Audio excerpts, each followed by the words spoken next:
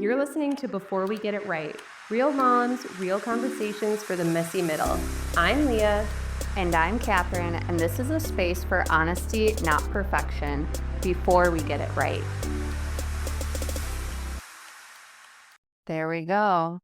All right, so welcome back to Before We Get It Right. Last week in our episode, we had mentioned signs a little bit. We touched on it. But today we're like, why not just do a whole episode on signs? So today we're going to talk about the signs that were always there and learning to notice what's guiding you. I highly recommend going back and listening to last week's episode, but sometimes we ask for clarity, sometimes we beg for direction, but what if the guidance is already there? And in this episode, we're going to talk about signs, those little nudges, the repeated patterns, those gut feelings, the doors that won't open, and the ones that suddenly do. And we're going to talk about what a sign actually looks like in real life, why we ignore them, even when they seem very obvious, how to become more aware of what's guiding you, and how hindsight often reveals what we couldn't see in that moment. I'm going to share some specific stories, actually, probably quite a few stories, because I could go on and on for days about this kind of stuff, but things that I've experienced, moments that felt random at the time, but now just seem so purposeful. And then Leah's going to share seasons where she either missed the signs, leaned into them, and what changed when she did. So, between the two stories, you're going to hear this clearly. Sometimes signs are loud, but most of the times they're not.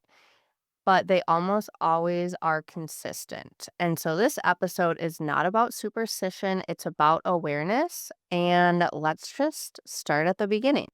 I think when people hear signs, they think something dramatic, like, I don't know, a billboard, a neon arrow, a perfectly timed conversation.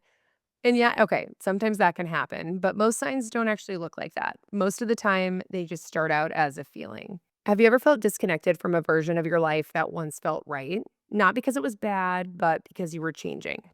For me, there have been seasons where nothing was technically wrong, but something felt off, just a little bit out of alignment. And I couldn't ignore that subtle friction, even in my day to day life. So, Catherine, I want to know, what did signs look like for you early on? I love this question because I was never a person that was open to seeing signs, being guided by them, nothing. That was just non existent to me. But when I was 24 years old, I was at a really low point in my life. I graduated grad school that year. I became engaged, only to break off that engagement 6 months later. Which I've actually never really talked about publicly, but here we go. I had no idea who I was. And to be honest, I was miserable. I was very unhappy. I felt alone. I felt lost and just no idea who I was or who I wanted to become. And I just felt very stuck. My first experience with seeing a sign really changed the entire trajectory of my life. I was going out and partying a lot, like, when we all become single ladies. So that's what I was doing. But I was at this outdoor bar called the Umbrella Bar, and I was hanging out with my friends. It might sound bad, but I swear I wasn't drunk driving. We were just hanging out summertime. And I got to my car, and there was this card on my windshield. And I looked around, and no other cars in the parking lot had this card on it. And so I was very confused, and I thought it looked odd, but I looked at it, and it was a card for a free psychic reading. And at the time, did not believe in anything like that. But again, I was feeling very miserable, desperate, and lost. So I thought to myself, why not? And the lady that I ended up seeing for the session, she changed my entire life. She introduced me to meditation, which led into healing and just being open to a life that I never thought was possible. I could have easily thrown that card away, but I decided to be open in that moment. And that was the first sign that I experienced. And it was a big one. It was almost like that billboard that you just referred to. But again, I think in that time, that is what I really needed, or else I would have never seen it. Yeah, I mean, it is crazy how signs just kinda come out of nowhere, and it hits you in the face, and there's something inside that tells you to follow it. And it is just being in tune with yourself in order to listen to that. I could have definitely just thrown it away and not thought anything of it and moved on with my life. But something inside of me, like you said, that I just felt called to dial that number. And it really was probably one of the biggest blessings that really helped me. Yeah, hindsight really is the beautiful thing because when you look back, it's so clear, but in the moment, it feels foggy and just a little bit out there. Definitely was out there. And I know seeing a psychic is also quote unquote out there as well, but I'll definitely get into more stories about that too. I think one of the biggest reasons that we do miss signs is because they require change, and change is uncomfortable. How many times have we rationalized something that our gut already knew? I'm just tired. I'm overthinking. Oh, it's probably nothing. But what if it wasn't nothing? Catherine, have you ever ignored a sign because it meant you'd have to disrupt your entire life? Absolutely. I mean, I think that's happened to me multiple times, but even just thinking about last week or even in previous episodes, I've talked about this idea that came to me back in 2018 to sell blankets. I ignored that sign. And then it came back 4 years later. So, I mean, that's an example I think of off the top of my head. But when I finally listened to that sign, it totally changed what I was doing with my life. And I think back in 2018, I was not ready to make a career change. So, yeah, I definitely ignored it.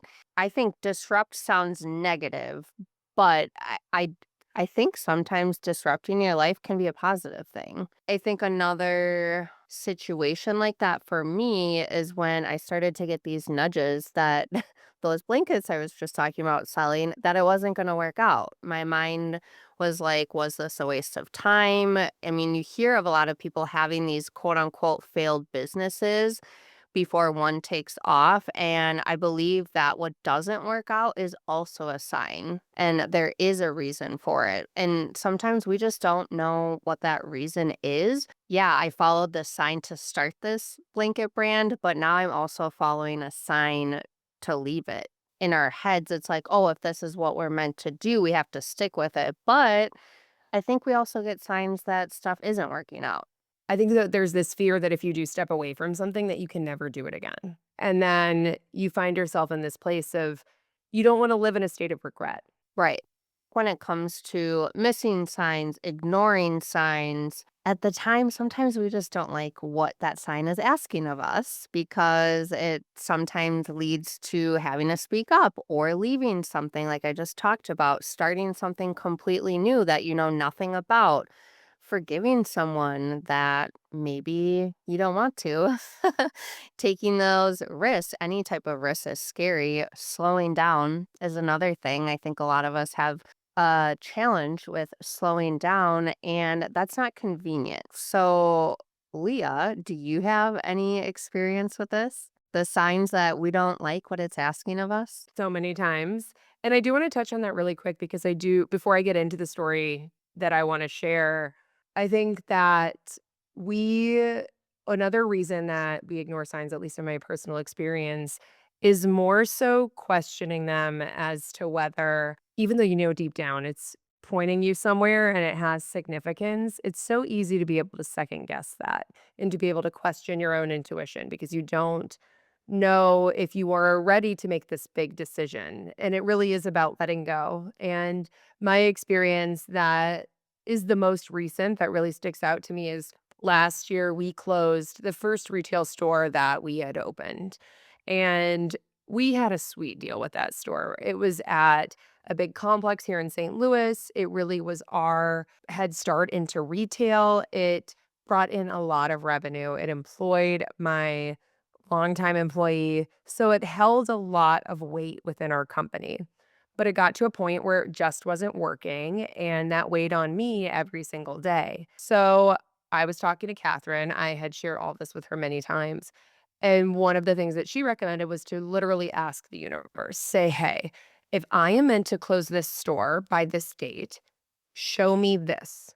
And at the time, I asked for a monarch butterfly because it wasn't in season. It wasn't something that I would see a lot of here, living right outside of St. Louis in the middle of February.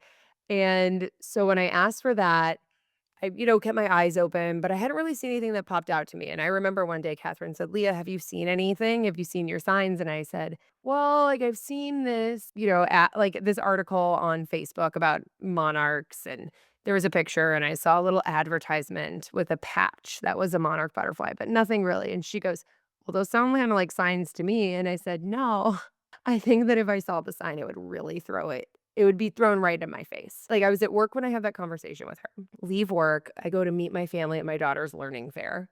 I walk in, she doesn't even say hi to me. She just says, "Mom, did you know that monarch butterflies are getting ready to go extinct? Come see this project my friend did." And I stood there, I just got this big smile on my face and almost said out loud, "All right, I hear you." Loud and clear, because it was so in my face that I couldn't even question that. And I did. I mean, we ended up that was February, we ended up closing that store in June, and while it was really challenging, and I think it's very easy to look back and say, "What if we wouldn't have done that? What would that have meant?" It really was the right decision at the time. And so I do think having those little nudges are not only there to point you in the right direction, but they're also there to just validate your decisions and show you that you're being protected by whatever and that you're going down the right path. I think it's all about the validation. You're 100% right. And like you, for you, that was a moment, right? But that pattern was there before that. I think you just weren't ready to see the actual sign in that one very moment that you said you needed it to be in your face. Right, exactly. And I do think now I have noticed patterns because I do think you're right. I think sometimes the sign is not a moment like that. It is a pattern, a reoccurring pattern. The same burnout cycle, the same type of relationship, the same dream resurfacing every year, the same thing you just keep seeing time and time again that sometimes is a symbol for something. If something keeps happening, it probably is trying to teach you or show you something. One of the things that has happened to me most recently within the past year, Catherine has been such a witness to this. And I've had this reoccurring throughout many pivotal moments in my life with different things. So, one of the things that I've been seeing a lot of is hawks. This started last summer. And I have been going through this whole inner turmoil myself. I've talked about this in previous episodes about what to do with my business and how there's a lot of things in my life in general that have felt out of alignment and trying to make hard decisions, like being open to these hard decisions, being ready for these hard decisions, but not really knowing which hard decision I need to be making at what time. So I used to go on walks during the summer with a friend of mine. We would go at like 5:15 a.m. There was this massive hawk that would sit on top of a pavilion and literally like 10 feet from us and just like stare at me. This followed me seeing a hawk multiple times on my own walks and just thinking not much of it. So we walked around again. And as we walked past it, because the walking trail we take is a loop, we walked past it. It literally flew up into the air and spread its wings and then flew away. I like can't stop thinking about this. I get home, I look it up, and hawks have a lot of there's a lot of symbolism there, and I think that that is one of the things you need to do. If you start to see things reoccurring, look it up. See what that means because it does tie back to something. So for me, it was this form of protection is what it really came down to of whatever choice you make, it's gonna be okay, it's gonna work out, you are protected.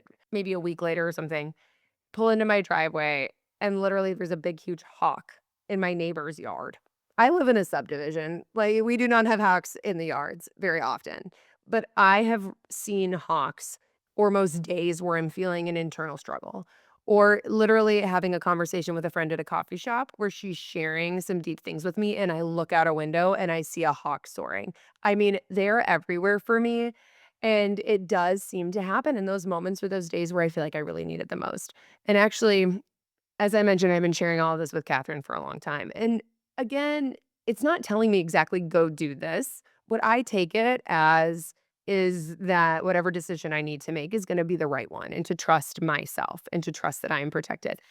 And I think that is the thing with signs is you kind of take it in the way that you need it and that's okay. So, I think that's the beauty of signs, though, mhm. is what you make of it. It provides you whatever comfort you need in that moment. Well, when I went to visit Catherine in November, Her and I were on a walk. I was getting ready to leave, and we just did this little walk in her neighborhood. Can I also just mention that we probably had no business taking a walk because it was way too windy and cold, but for whatever reason, I was like, "We need to stretch your legs and get some fresh air before you get in the car." That's exactly it. And so we were going, and we had her daughter with us. It was freezing. She lives in Wisconsin. And so we're walking, and we look up, and we both are like, "Oh my god, is that a hawk?" You guys, it was a freaking bald eagle. Huge. Huge bald eagle. I don't think I've ever seen a bald eagle out in the wild like that in my life. Well, I have never, ever, ever seen one anywhere near my house before. The only time I see them is when we would go up north. There was this bald eagle's nest not far, like on the lake, like way up northern Wisconsin, but I've never seen one around here before. Yeah, so those moments, again, sign from the universe. And I think it just tells you I don't even know what we took from it. Do you remember? What I took from it, and maybe what you took from it was different, but for me, Leah and I have always been talking, I don't know, for at least over a year now about joining forces or doing something together. And I think while you were at my house, like we talked about that quite a bit. We've always dropped this podcast idea. And after seeing that, though, and after seeing that bald eagle after our visit together, for me, it validated you guys need to start this podcast and just do it because shortly after is when I bought our microphones. And I was like, yep, we're pulling the trigger and we're doing it. That was me taking action after seeing the bald eagle. And here we are. And here we are. So, Catherine, tell me other times in your life where you've noticed patterns of signs. One of my stories, something that stands out to me was before my mother in law passed away. She passed away last January. And she openly talked about this. She was a firm believer in signs. Her and I would go to psychics together. Like she was really into all of that. And she always said before she died that whenever we see butterflies, that is her saying hi. And she passed away in January, like I said, not really a season for butterflies, but I wasn't seeing them and it actually really discouraged me probably a few months later. I finally said out loud, I think I even talked to you about this. I think You it was did. in a voice message to you actually that I need a very in my face sign that she is with me. Like I need a monarch butterfly to literally fly in front of my face. Which side note, that came up because I told you that I wanted a monarch butterfly, and you were like, "Oh my gosh, that's my sign," which we didn't know that about each other at the time. So I felt like that was also a nice little nudge from the universe to tell me like, "Okay, I've got you." Yeah, totally. I forgot about that. But it was days later, I was driving, and sure enough, a monarch butterfly flew right into my windshield as I was driving. It was a brief 2-second thing. And even the experience and the logic in my brain wanted to be like, oh, that's just, a coincidence. Did I even just see that correctly?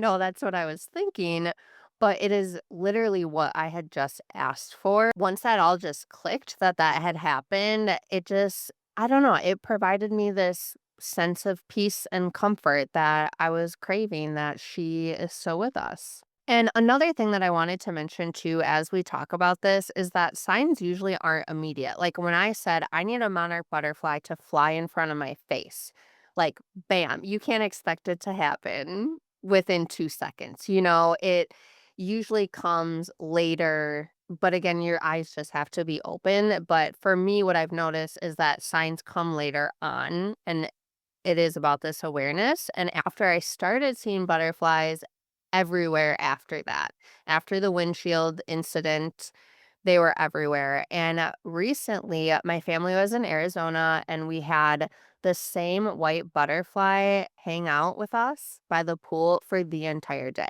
The same one. It did not leave. And every time I saw it, I just smiled. Whether you believe in that or not, I'd much rather live in a world feeling surrounded by my loved ones that have passed than thinking that they aren't with me.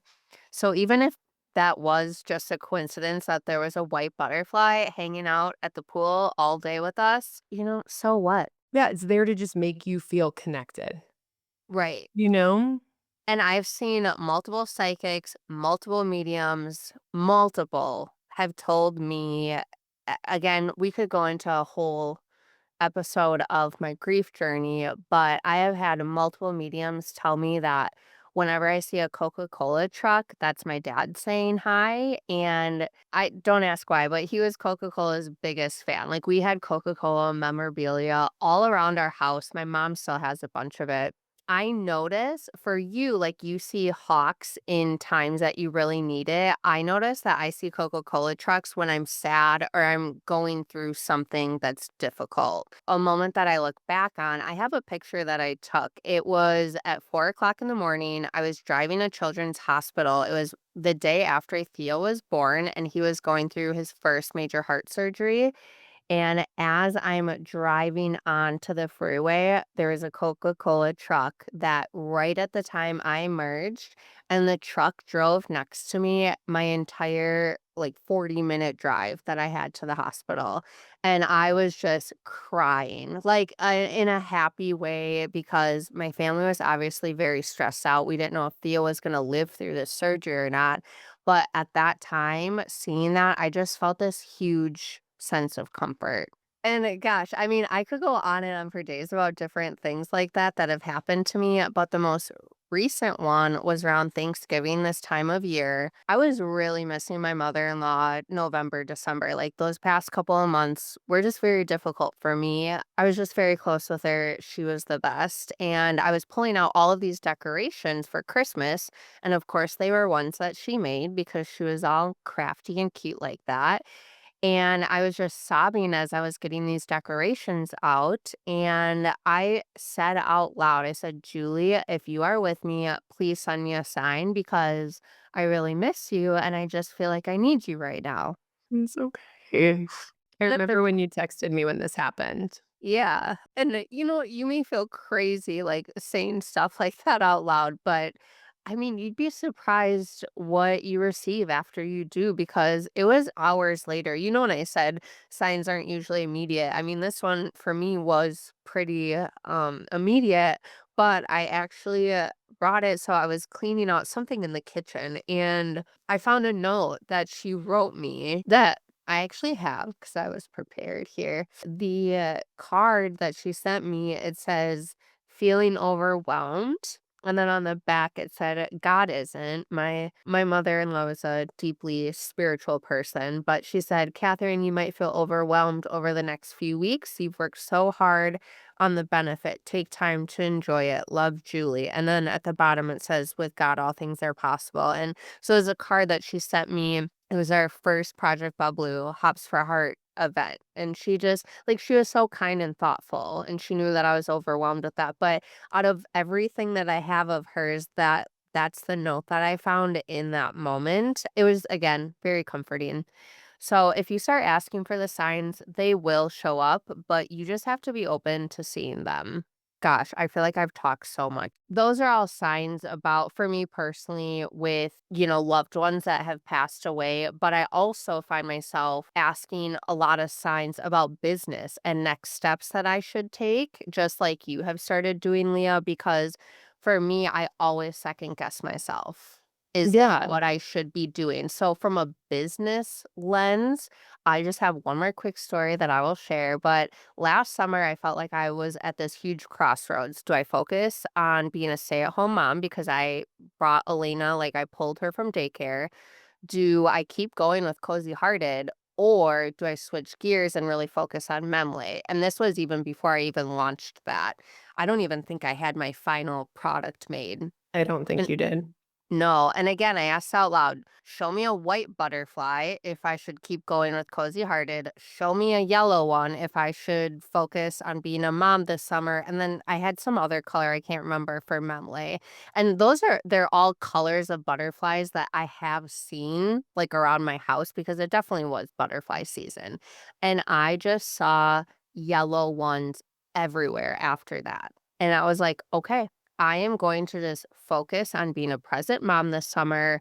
I'm going to let everything else kind of just fall into place. And that just took so much pressure off of me because I always felt like I needed to be doing something in my business. And I just took it as a sign of enjoy your summer, be present with your kids. And I just felt comfortable and that trust in my own intuition because that is what my intuition was telling me. And so, like we've already talked about, it's the validation that I needed because looking back, I already knew that was the answer. I think that that is the thing with the signs is that they just point you in the right direction. And hindsight really is one of our greatest teachers. Like when you do zoom out, the dots connect, but they rarely connect in the moment. It takes a second to really reflect on that to understand what is happening. At the end of the day, the thing about signs are really just reminders to tell us to trust ourselves. Like what you just said, you already knew that. But there is this pressure within ourselves that we put out there subconsciously that tells us to do something different, and differentiating the 2 is really difficult, especially if your emotions are connected to either one. When I started to notice signs, I think I've actually noticed them my whole life. My mom has been a recovering addict, alcoholic. She's been in recovery for 21 years now. And so I started going to AA meetings and other things when I was, in 8th grade. I mean, 13, 14 years old. So in those moments, you end up hearing a lot of people's stories. And what you find in recovery is a lot of people have these big, they call them the come to Jesus moments, the big moments where they know that they need to get it together. They need to change their entire lives. And for a lot of people, when they decide to do that, they go to treatment, they do something very major, especially people who are really deep in it. It is like we talked about disruptions. It's a major disruption to their entire life. Like my mother, she moved.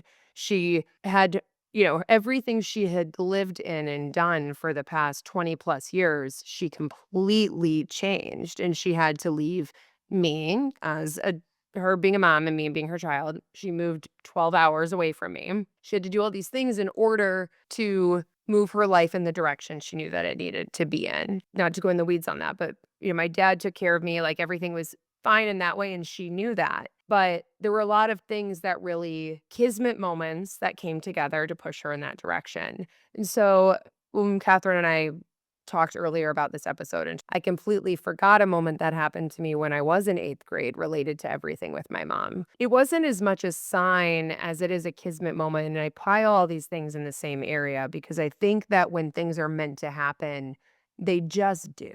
There's some universal force, whether it's God or the universe or whatever it is that you believe, that brings those things together. And when my mom, before she did move and she did go on to that, and by the way, her getting sober was the best thing she ever did in her entire life. It's led her to this life of abundance. And her and my stepdad have been together for so long, and they're an amazing partnership. And all these good things never would have happened if she wouldn't have disrupted her entire life, which she felt like she didn't want to do. So before she made that choice, she had disappeared for, I don't know, a month. Nobody had talked to her anything. And so my dad had coordinated with my grandfather and my grandmother, who had been divorced for many, many, many years at this point and had only really been together by themselves at one time in the past 15 years. And that was the day that I was born. They drove down from Chicago to where I lived to come meet me. And so my dad had coordinated for them to come down to where we lived in Southern Illinois, hopefully to see my mom. But again, nobody could get a hold of her for a full month. We knew that she was living, but that was pretty much it. Nobody knew where she was. And my aunt flew in from California to drive down with them. And I think the goal was mostly to be there for me. So they get down there and they're staying in this hotel. That day, my mom called me. My grandfather had called her from their hotel phone on her cell phone, and her voice message box was completely full. I mean, literally nobody could get a hold of this woman. Calls her and she answered for the first time in God knows how long. And they took her to treatment 2 days later. She left with them. So it is just like these things fall into place and they do happen, and the signs are out there to tell us about that. And, my grandfather, Catherine's experienced a lot of loss, and really the biggest loss in my life was my grandfather, somebody I was very close with. And he was just businessman through and through, and really always pushed me to do more than what I thought I was capable of. I even named my first business after him, my marketing, and then really actually the umbrella company for Polished Prints called Yallo Marketing, because when he answered the phone instead of hello, he'd say Yallo. He passed away in 2017 or 2018. Whenever Polished Prints started taking off a lot, I drive around here in Edwardsville, and I was just thinking about things, wallowing in some imposter syndrome, and I look up and there was this white truck in front of me, and the license plate said FERS, F-E-R-S. My grandfather's license plate was FERS1, and FERS was the name of his accounting firm that he founded. And the fact that there was not only that on the license plate, but well, whoever drives that truck, which I haven't seen it in years now, but I would see it periodically, they also had a Cubs bumper sticker on the back, and my grandpa used to sneak in to Wrigley because he lived right around the corner growing up and was a lifelong Cubs fan. So it was just this moment of, okay, yeah, I hear ya. And I think that those just pop out. And the more you listen to them and the more that you become aware of them, I think it becomes easier to navigate life because you start to realize that there's just so much more than us, you know? We're not in it by ourselves. And that you're not alone and you don't have to do life alone. Mm-mm. I think that was the biggest pivotal change for me in my life when I was talking about back when I was 24 and I was introduced to, meditation and that psychic that I saw. It was I no longer felt like I had to do everything by myself. Absolutely. And I think, Catherine, something that you do really well is that when you make a hard decision, you make it. You don't really wallow, I feel like, in the in between. You move forward and it's worked out really beautifully for you. Like, that, if anything, should be this example of what we should all kind of be doing. Because I know for me, I am a Libra through and through. For everyone, we could get into astrology in another time. But I go back and forth. It's very difficult for me to jump into something wholeheartedly and just be like, "Okay, this is what I'm doing, and now I'm taking these steps to do it," because I second guess a lot. But since we've been friends, something that you have really taught me is to trust my intuition and to sit with myself. We talked about this in the last episode, taking the time to sit down and really think about how these different things are going to make you feel. Because I think a lot of us want to be those people who do notice the signs sooner and ways that we can do that. Just a couple tangible takeaways too. What I have learned in my experience trying to trust my intuition, because Catherine, you've seen mediums. I've only seen one, and that was very recent. We saw a psychic, but her TBD on whether Stephanie really had it together. We were First of not all, sure. not all psychics you see are legit. And I will say, I feel so bad that the first psychic I took you to was not legit and it was not a great experience. And so I'm glad that you were open to trying again because some of them are full of you know what. Mhm. Yes, and the one that I ended up seeing, she was a psychic medium, but more so goes down the media realm, and it was great, but, I left even that feeling like, "Okay." I think for me, I am a very intuitive person, and it feels weird to say this because I don't wanna sound like I think that I have, like, a magical power or anything like that, but many times, like, I got my aura reading done when Catherine and I saw this very, like, intuitive woman whenever we were in Scottsdale ourselves who probably had some type of psychic abilities because of the way that she communicated with us. It was something that you could feel energetically. It was very unique, and all of them always tell me, "Pff, you don't need to go to a psychic. You don't need to go to a medium, like, when I got my aura reading done, my aura was totally white, and he was like not totally, I had color in the middle, but the entire aura on the outside was white, and he was like, "This is psychic energy, and there's a lot of things over time I felt, but I don't pay attention to." So I think for anybody out there, whether you feel like you're an intuitive person or not, taking time to create quiet and to actually think about your decisions, think about how they make you feel. Stop thinking about the logistics, stop thinking about the tangibles right then and there, because at the end of the day, I think sometimes those things work themselves out more than you would ever realize. So when you pay attention in your life to things that are returning, you're not forcing this clarity, it's coming to you. You start to be pushed in the direction that you're meant to go in that you probably never would have ever thought about. It is some type of external force. So, Catherine, just you for in general, what do you feel like has kinda led you more in that direction? How do you feel like you become more aware of that? I think meditation for sure. That is, and for me, meditation, like you just talked about, is creating and getting quiet with myself. This closet that I am recording this in right now is my little sanctuary, my little Zen den. This is where I get quiet with myself. I will literally ask for signs out loud, and then I'm just patient while I wait. But I also I'm always working on finding that balance of waiting for a sign, but like we've talked about previously, also taking those little small steps of moving forward too. Because I firmly believe that whatever step you do take, whether if you see a sign, you take a step, you take that action, whether it's right or wrong, a different direction, or yes, this is my path. Like you will know if it is or is not meant for you. And sometimes that comes with trying different things too. But yeah, the biggest thing for me is meditation, creating that quiet space, really tuning in with my own energy. So asking yourself, what is your energy? What feels heavy? What feels light? I also love journaling. I wish I did it more because I always feel better and lighter after I journal. And it feels good to get those repeating thoughts on a piece of paper. And yeah, just paying attention to what keeps returning. And like you already mentioned, don't force the clarity. I think just having an open mind in general, too.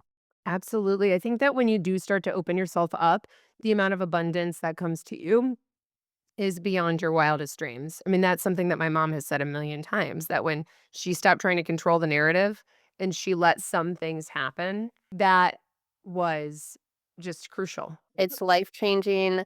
You hear the term surrender, and sometimes I think that can just sound a little too woo woo to people. But I think if you just let go of trying to control every single thing in your life, you will be very surprised what comes to you. Definitely. If you're wondering whether life is trying to tell you something, here's what I'd say. If it keeps returning, it matters. If your body feels it, you really need to pay attention. If something feels consistently misaligned, don't ignore it. If a door closes, consider what it's protecting you from. Awareness is a muscle. The more you practice it, the clearer it gets. So maybe signs aren't about predicting the future. Maybe they're about teaching us how to trust ourselves. And when you learn to listen, everything really does start to feel more aligned. Thank you for listening, and we will see you back next week.